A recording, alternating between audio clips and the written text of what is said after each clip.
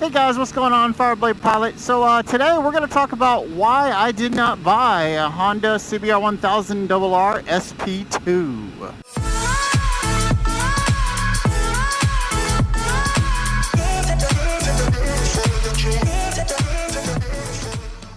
Alright guys, as you can see tonight I'm riding the Honda CBR1000RR, my Fireblade.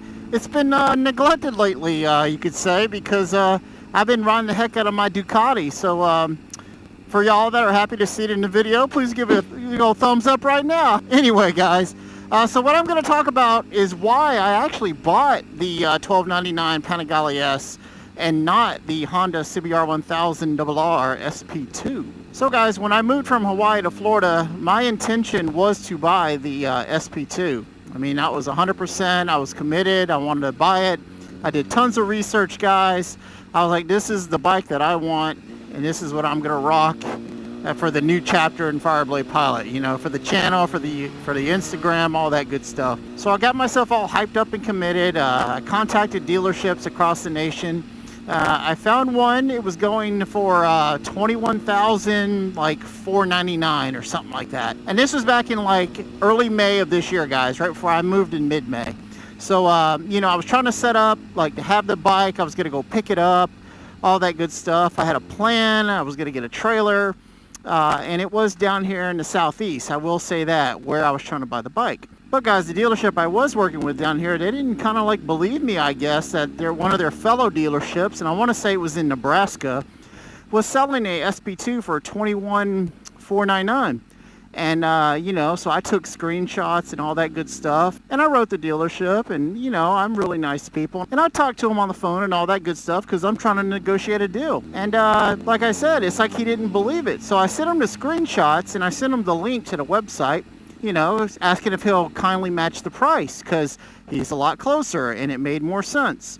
And by the way, I'm not going to give away the dealership because that's just bad business, bad juju, you know. I mean, the deal fell through, but that's just part of the game, right? So back to the story. You know, I sent him the pictures and the website and the link, and lo and behold, he's like, it doesn't work. That doesn't exist. And I'm sitting here like, you're kidding me. I've been looking at it for 3 days.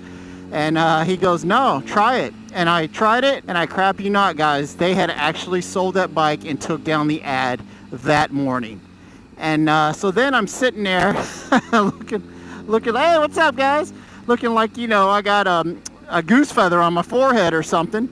And I'm like, you know, I'm telling you, I promise you, they were selling it that, you know, I wouldn't say cheap, but that inexpensive. And I said, if you don't believe me, call that dealership and they will inform you and let you know and probably even tell you what they sold it for. Look at that sunset, guys. It's awesome.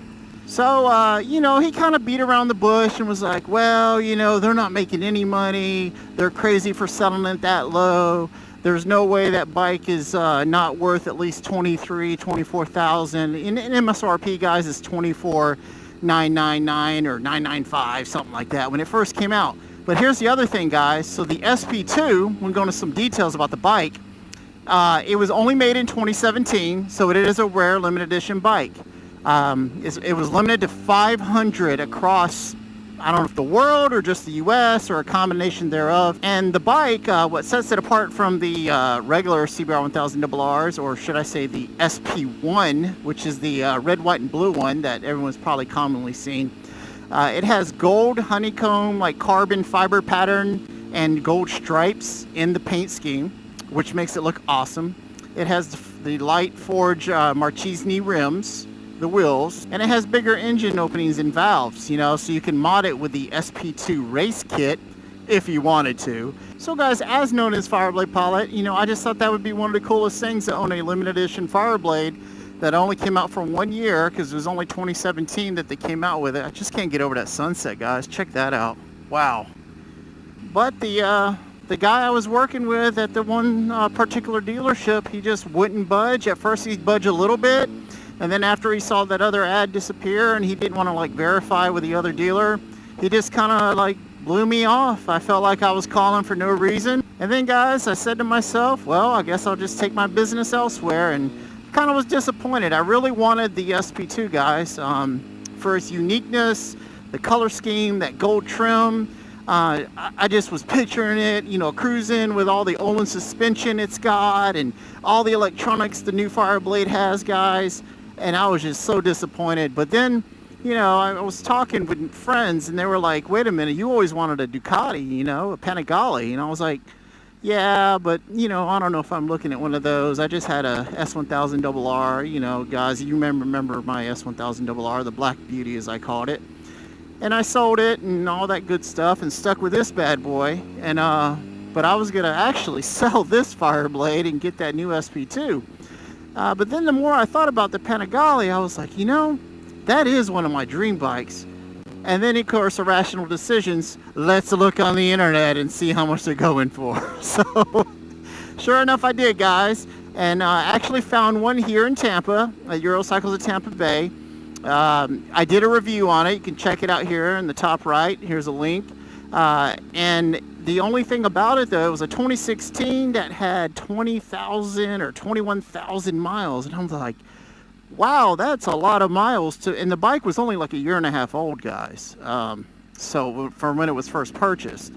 So, you know, I test rode it, and the more I thought about it, I was like, you know, I just don't know, guys. So then I went back on the internet, and actually on Auto Trader, I found a 2017 newly listed. It's a used one. It was like a little over a year old. And it already had the Akrapovic exhaust. And I was like, wow. Okay, cool. Let me look at the price. And the price, what do you know? 20,500 or 900, I don't remember. I know it was under 21 though. That was the key, guys. So under 21,000 for a 2017 Ducati 1299 Panigale S, the S model now. And it had the Akrapovic exhaust already on it, which is a $4,000 exhaust, plus if you pay for labor and all that good stuff at like $100 to $120 an hour times like 4 or 5 hours, you can see how that's a pretty good deal, guys. So I hit up Ducati Omaha. I worked with Tim there, and he was just amazing, and the bike I now own. So the 1299 I own that you see in my videos now, guys, it's because of Tim at Ducati Omaha. And customer service matters, guys. I wanted a CBR1000RR SP2 so bad, guys, and I had focused my thinking as in like where I'm going with the channel and the motovlogs and Instagram, and I was gonna change the theme colors of red, white, and blue with some gold trim like the SP2, and I was super disappointed. But here's the thing, guys, I would have spent, you know, say I would have got it for 22,000, and I was willing to buy it for 22,000. The guy wouldn't budge. I mean, I think the most he'd budge is like 23. They were selling it for 23.9, and he was like 23.1, and I was like, come on, dude. Like, it's a bike that sat over. By the way, that bike's still for sale, and the bike has sat for almost what, a year and a half, and no one's bought it. And they're still selling it for 23.9. That's what I don't understand, guys. And they act like it's this valuable special gem, like some Mona Lisa sitting in their dealership. I mean, I guess it is in a way, but come on, guys. And if you check out Auto Trader, guys, and type in the SP2, you can actually find a bunch of them for sale still in the United States. Especially, I noticed like a lot in Alabama, Mississippi area for sale. And these are all 2017s. And I want to say they came out in April or May of 17, guys. So think about that. Over 18 months. Going on 2 years old, brand new motorcycles, but they're not moving. You know why? Because they're trying to sell them for $25,000. $25,000 will get you a Panigale V4, the 2018, the standard model. Hell, if you throw in a couple more thousand, you can get the S model. So why would someone in their right mind spend 25 grand on a bike that sat for a year and a half? Now, granted, it is brand new, but you could get a Panigale V4 for the same price. So I know it's a limited edition and all that, but the more I've seen and looked into it, it's kind of underpowered, you know. I mean, this bike is an old 1000. I mean, this is a 2006. I love it. It rides like a champ. It's so comfortable. I'm not even gonna lie. Right now, I am like so comfortable compared to sitting on my Ducati, but I love my Ducati, but I love this bike. It's still why I own it. Plus the rush you get out of it, guys. And it's a smooth power band, not like the Ducati where it's raw power. But anyway, guys, yeah, so that's kind of the disappointing story of why I don't own the SP2. I would have been a limited edition, one of 500. I was super excited and super stoked. I was gonna buy that and rock it as the new Fireblade Pilot theme. But now I'm rocking my 2017 Ducati 1299 Panigale S. That's all decked and modded out. And yes, I've done like 98% of it myself. Actually 100% to this point while you're watching this video. But yeah guys, so you know, you turn lemons into lemonade. Is that the old saying? Something like that.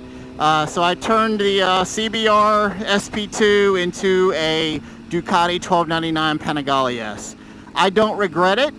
You know, I am still disappointed, especially in that dealership and the non-customer service I received. I mean, like I'd call and I'd get kind of like, yeah, what do you want? Or no, I'm not budging. Or yeah, I'll sell it to you for $23.99, like I said. And I was just like, dude, and I was being nice, guys.